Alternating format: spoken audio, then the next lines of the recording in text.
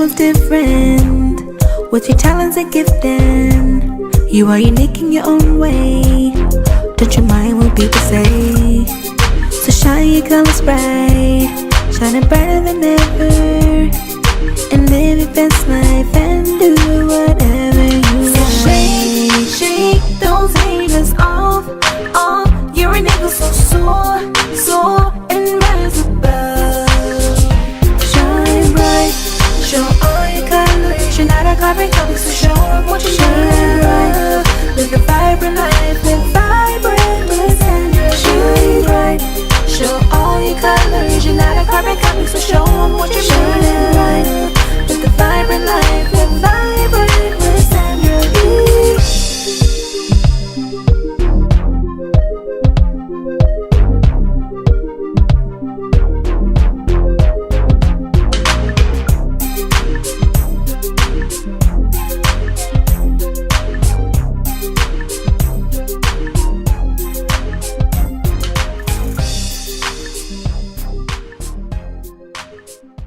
Hi, and welcome to Vibrant. I'm your host, Sandra V, and man, I'm so excited.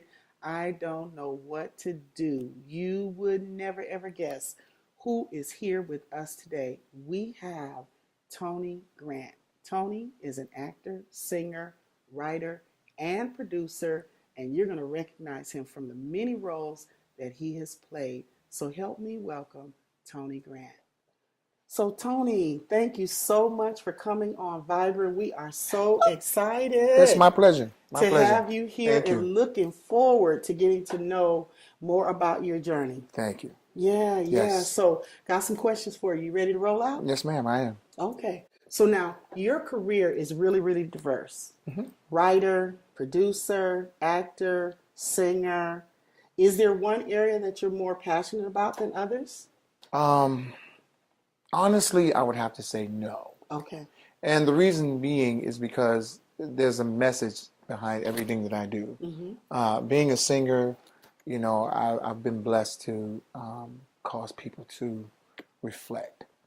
Being an actor, it allows people to think about who they are and where they can be. Being a writer, it's encouraging for some people when they read what I write. But when it comes to songs, when I write music, it causes people to really think about the future, think about romantic things, because I don't like writing negative things. Okay. Not at all. Love songs. I like writing love songs. I like writing songs that are uplifting, that's just going to build somebody, not tear them down. So we ain't talking about, I'll cook, pay your rent, wash your clothes, cook your dinner, but this is what I need you to do for me. Okay. No, it ain't none of that. I'm gonna do all of that because I want to do it for you. Right. Amen. So songs with substance. And then how do you balance all of that out? Like with your schedule and things like that. Is it just, you get an inclination and then you move in that direction, or how are you balancing all of that? Family's first. That's first and foremost, and I don't care the amount of money that someone may offer or that I can make. Okay. I take my family time really serious. Absolutely. And so I just pray and ask God to order my steps. And as God orders my steps, I become very selective of what I take and what I've turned down. Okay. And I've been blessed. I've been truly blessed. Obviously. Yeah. And then you were the lead singer of As Yet. Yep. I sure was. Yeah. That was wonderful. How was that? It was fantastic. It was fantastic. I spent some years with those guys, got to tour the world. And they're moving on. They're doing new things now. They got new members, and I wish them the best. All y'all, Paris, all y'all, go on get it. But the group, it's amazing how I was able to get into that group. But of course, with every group, there's some difficult things when brothers get together and they can't agree. But it was amazing to me how I got in. I was on a basketball court, and my manager at the time, named Miss Addie Wolf, she called my cell phone and was like, "You need to get to Edmonds Entertainment, the building." And I was like, "What?" She said, "You need to get there." I said, "I'm on the basketball court. I'm playing basketball. It's hard to get a black man off the court." Right. So I was like, why am I going to Edmonds Entertainment? And she was like, "You going over there to sing for Babyface." What? Really? So I didn't have any clothes in the car. I was all nasty and sweaty, but I went over there, and it wasn't Babyface. Oh, It was Babyface's mother-in-law at the time. okay. And when I walked in and they took me, I'm all sweaty, they took me in this room, and there was this long table in the room, and all the female staff in the company came in the room. Mm. And she challenged me, if you will, and I sung to her. Okay. And I got in as lead singer. Wow. Wow. You just never know. You never know. And thank goodness you came off the court.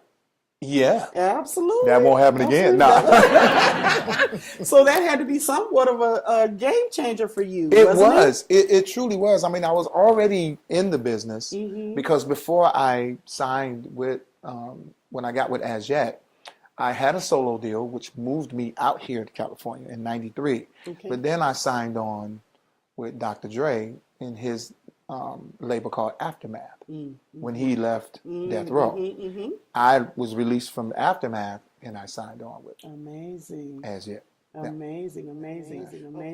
Okay, and then you have film appearances Mm-hmm. and stage plays and all of that. Is there any role that you can remember that challenged you more than another? Because I know as an actor, you have to get into that character. Yes. So Yes. any role that stands out for you? Yes, playing Which Marvin one? Gaye. Really? That was the most difficult character for me to play for two reasons. One, Okay. I'm playing somebody else. Uh-huh. That's one. Number Okay. two, when you're playing somebody else and there's a sibling that's watching you. Uh-huh. You know what I'm saying? Well, sometimes when artists play someone that's passed on, Mm-hmm. it's kind of easy to tap into what you thought they Sure, were. sure. And then you create as well. But with Marvin Gaye, I couldn't really create anything. I had to stick to The script the of script his life. Yeah. because his sister was right there guiding me and saying, that's not him. Really? That Marvin would never do that. Uh-huh. And then a lot of people from Motown did the same thing. I met so many people from Motown. They was like, no, Marvin wouldn't have done that. Okay. Marvin was real humble. Okay, that's a lot of pressure. Oh, huh? what? Oh, my goodness. It was so much pressure, but it was so, the greater the challenge, it seems to be, the more I flourish. Mm-hmm, So when I was able to do it, I did a lot of praying, I know you did. whole lot of praying. I know you did. Because we didn't have the rights to the music. Okay. So when they came to me and said, can you write something? I was like, wait a minute, whoa, I wasn't back in the Motown days. But then I started listening to some of the music. I started listening to Marvin Gaye, and then I ended up writing a couple of songs that when we were done, people that were in the Motown era that came from Motown, they were like, I never knew Marvin wrote that song. Oh my goodness. I did. So they It couldn't sounded- tell the difference. They couldn't tell the difference. So it would have been. It took on the personality Yes. and the flavor Yes. that he would have had if he had written or sang Correct. it. Correct. That's powerful It's very powerful. in And- itself. And then there were a lot of people that also came to me and they were like, you know what, Tony, man, you really captured Marvin's spirit. You captured him. And you started to look like him. I don't know about that, but it was such an honor for me to portray such an icon. Absolutely. Even to portray some of the turmoil that he had to deal with in his personal life. Sure. That's still, even that was a challenge. That was an honor. And for me, there were times I had to tap into that. Okay. And I'd go cry. Oh my goodness. I'd go sit and cry. And I just was like, Lord have mercy, why am I feeling like this? Right.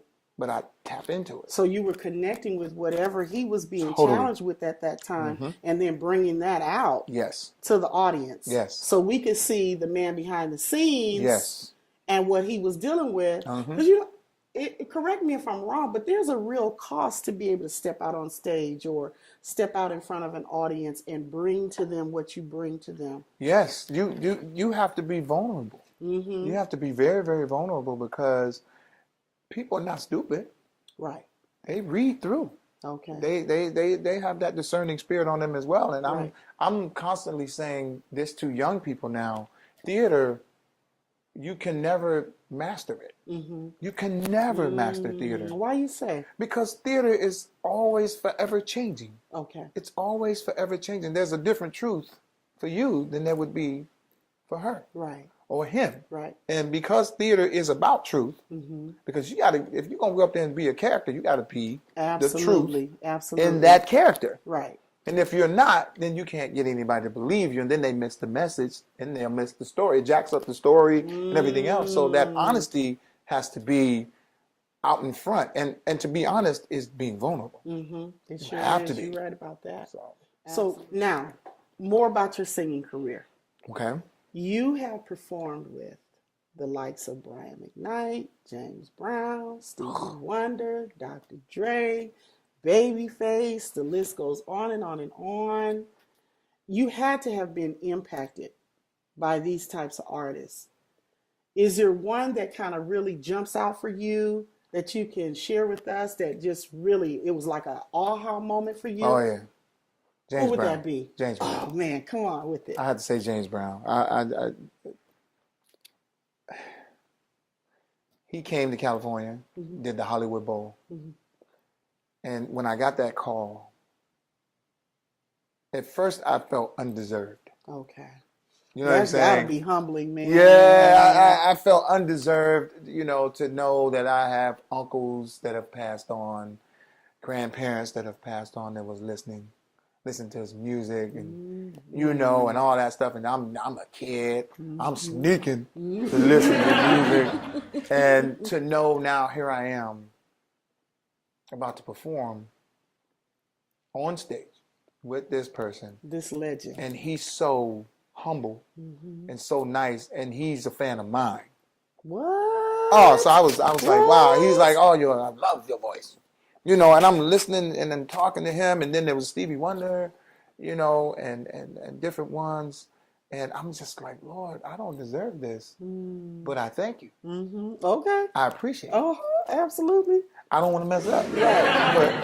But it was so humbling and such an honor. To be able to do this and to be able to make this a part of my story at such a young age. Yes, absolutely. absolutely. And then there's yet so many others out there that desire to do what I've done. So yeah, it's very humbling. It's very humbling for me. And it was just such a great blessing. I can only imagine, because I can remember just as a little girl, I could do the James Brown. Everybody was swooping across the stage. I mean, he was something else. He was amazing. He was gifted. Yeah, to have that opportunity, man, to just get up there and perform with him. And then, and to even him as an example, to give such great messages when he did the I'm Black and I'm Proud, that record. And I saw video footage of him bringing people together, right? To calm down the tension and all that kind of stuff. That's what we need. Yes, that it's that kind of thing that God blesses, is when you're able to put yourself in a position, or He put you in a position where you are changing lives, right? And you're blessing His people, right? That's why I've been so blessed, because He's opened up those doors for me to be a blessing. Sure, yeah, and to use His celebrity and use His influence like that to help the nation come together, it's a powerful thing. Very powerful, yeah, very powerful. Yeah. And the good thing I see about it is this: if you have a voice, and when I say a voice, if you have the ability to talk, you have the ability to be a blessing.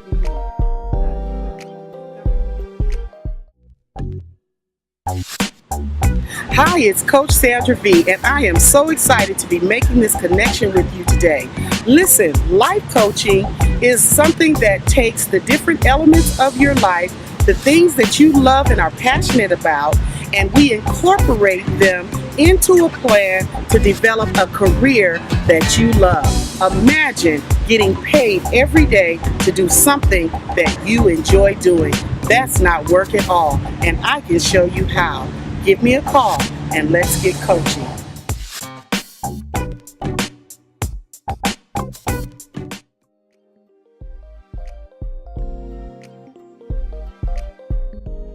Now, what's Grant Life and what's the philosophy behind Grant Life? Grant Life was a solo album that I did, and the philosophy was I wanted people to kind of see my heart. Okay. So I wrote songs that pertain to things I would say in a relationship, or how I would be in a relationship. And it went over very, very well. It did. It went over very well. I was shocked. I was shocked that it did the way that it did. And how that was started, my back at that time, my publicist heard all these demos I did, songs I've written, and I went in the studio and just demoed up. And I wasn't gonna put it out. She was like, "Oh, you need to put this. You need to put some of this music." And I was like, "Oh." So you were kind of singing it to just get it Just outside get it out. of you. Yes. But my goodness, why would you be giving something like that to not share it? Wow, I'm glad. Okay. I'm glad that you were encouraged to do that. Okay, I hear at a young age.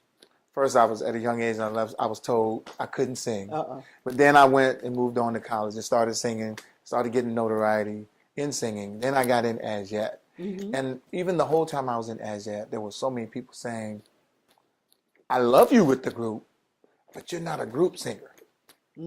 You're a solo singer. You're too strong to be singing in a group." And So it takes something to accept that about yourself too. Yes, but I enjoyed singing in the group. But I enjoyed singing in the group. You out there on the stage by yourself. I can't hide. And I think that was the key thing where I couldn't hide when I wrote Grant Life. And I was by myself. Although I had harmonies on my vocals like I was singing with As Yet. Because I loved that blending. But when she put it out, when she put the songs together and we put the package together, she said, "I'm gonna put this out." And I said, "Okay, all right, see what it do." Ooh, I'm gonna trust you to just let it go. Yeah, Just release it. and we put that thing out, and let me tell you something. The way people jumped on it, I'm talking about not just here, in other countries. International. And they're sending me pictures of my record in record stores in other countries, in Japan and China. That's gotta be surreal. It blessed me in such a way. I was like, okay, wait a minute. Maybe I'm working with something here. Wait a minute. This is amazing. I didn't have to go through a record company. I didn't have to go through a distribution company. The only thing I did was CD Baby. CD Baby is a little internet. I was like, and these people, and I'm still getting residuals from Grant Life. What a blessing. Okay, so now let's just shift forward a little bit. Now you have Grant Life Exposed.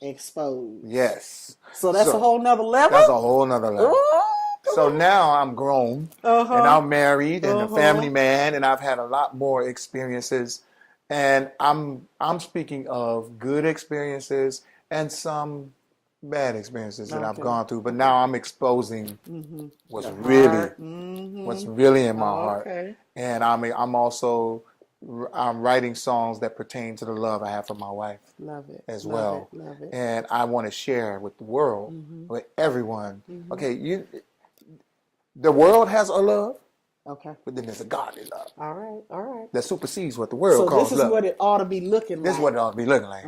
This is what you husbands that's been married 30 years need to still be saying to your wife that you just got married to. So now, wait. This is Grant Life with some seasoning in it. With Maturity, some serious seasoning in it. Yes, definitely. The grown folks stuff.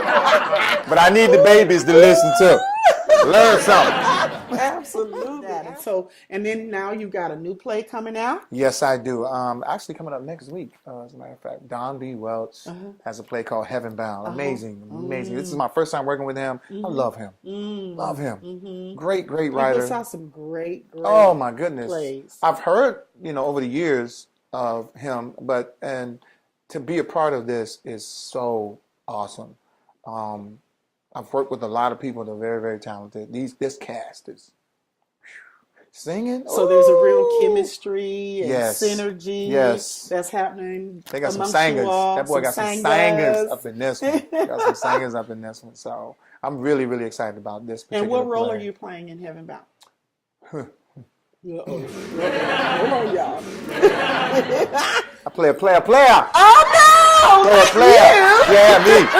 I'm a player on earth, but in heaven, the Lord done moved some things around. Okay. I got my life together before I made it up to the gates. Wonderful. Now I just got to see it's heaven bound. I done made it to the gates. I just got to get through the gates. Okay. So what's your character's name?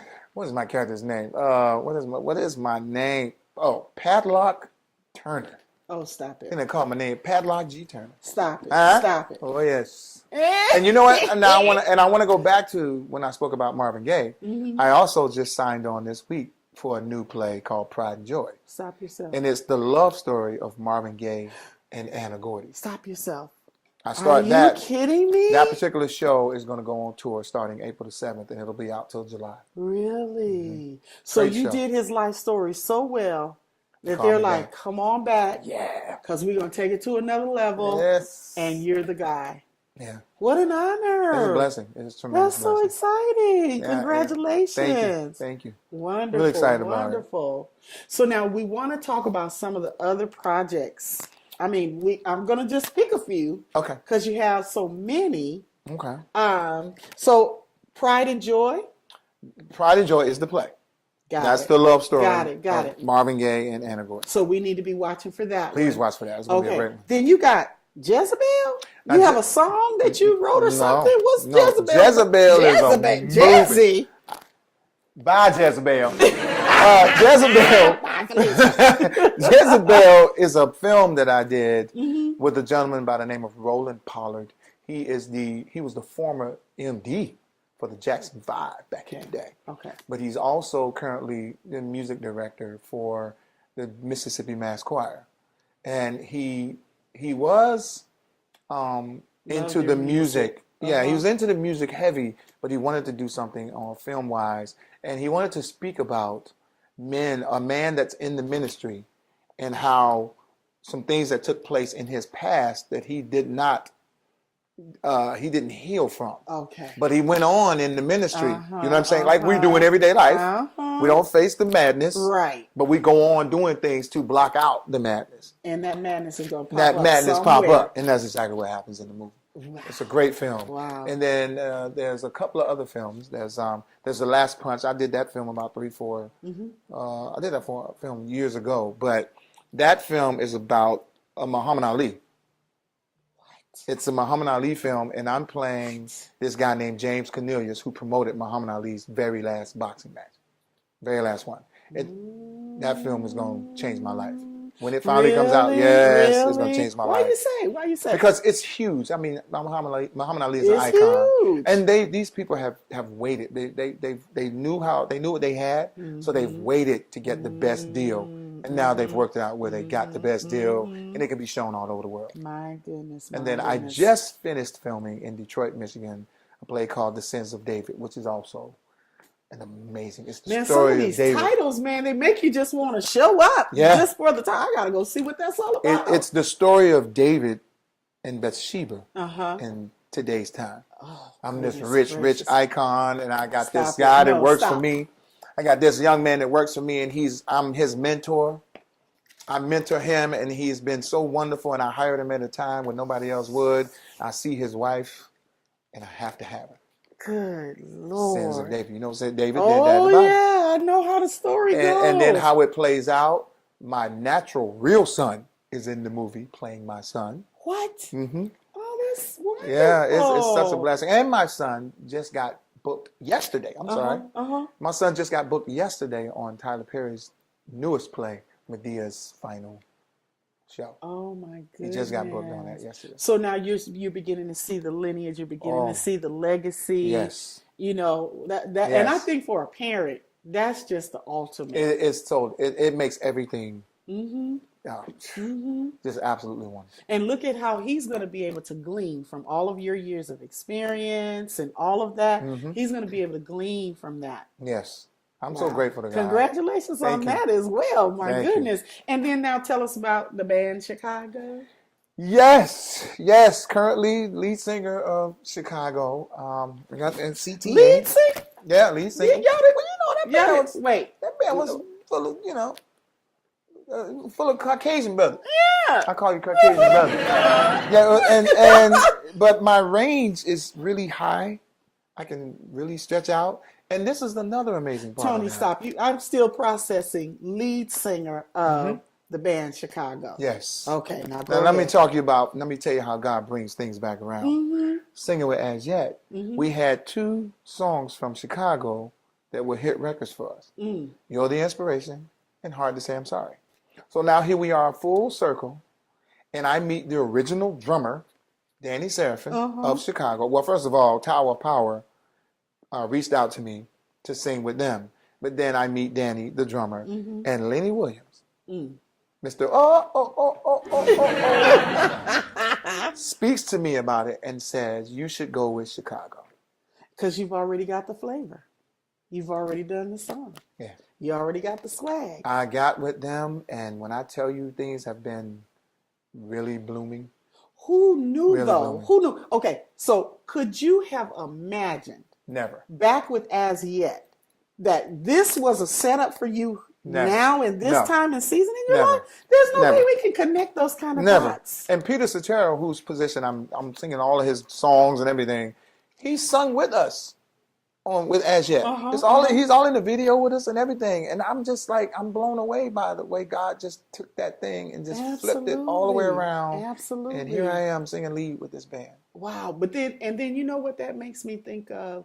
The value that's being shown forth Yes. in your work, in your labor, the value that's being placed on that people that, like him, Yeah.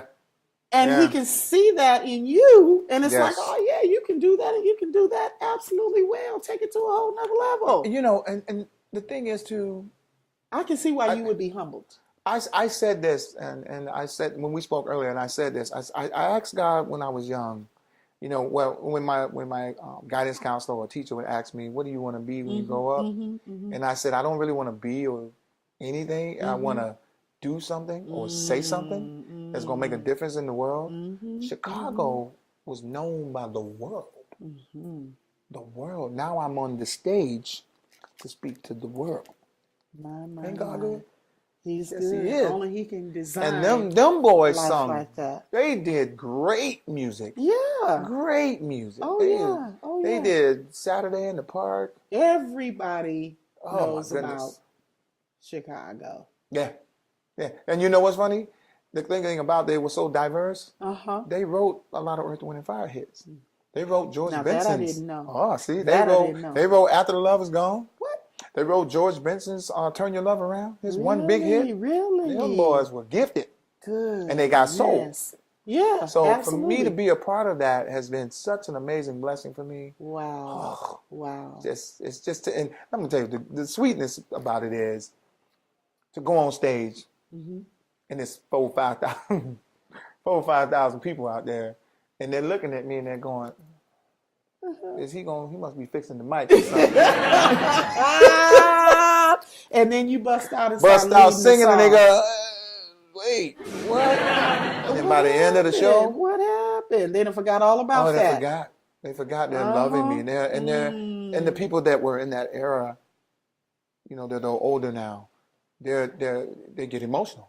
And we're really appreciating, those of us that are from that era, we're appreciating still our kind of music. So Yeah. it's also keeping you like relevant. Very, very much so. You're hitting this generation, but then you also pulling in. Exactly. Oh man, that's And powerful. to see the people, the older people that grew up on their music or that was a part of their time, to see them get emotional behind it, and they're saying, "Oh my God, you sound just like him," or "You captured him," or "You brought back so many memories." Oh yeah. It's so.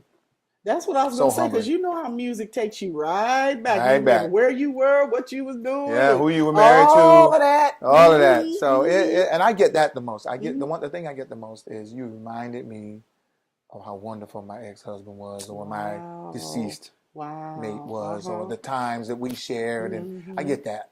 I get that a lot. I do. I get a lot. Which is beautiful, beautiful. Okay, so last but not least, mimic. Mimic. Mimic is MIMIC.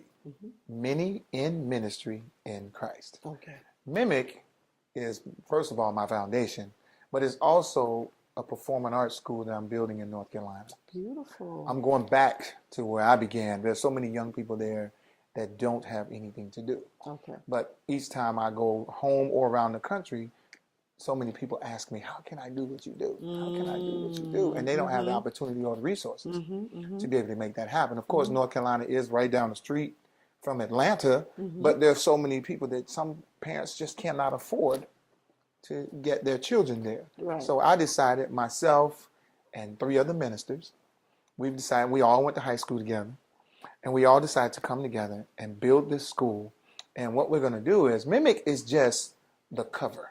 Okay. The basis and foundation of it is we're going to bring your young child in, and we're going to teach your child how to love themselves. We're going to teach them how First and foremost, right? teach them how to dress and be respectful to others so that they might be great citizens in society. Mimic is just the umbrella to get you in. Because we know you want to be a part of the entertainment world. Right. Well, since you want to be a part of the entertainment world, these are the rules and the regulations that you have to follow in order to get there.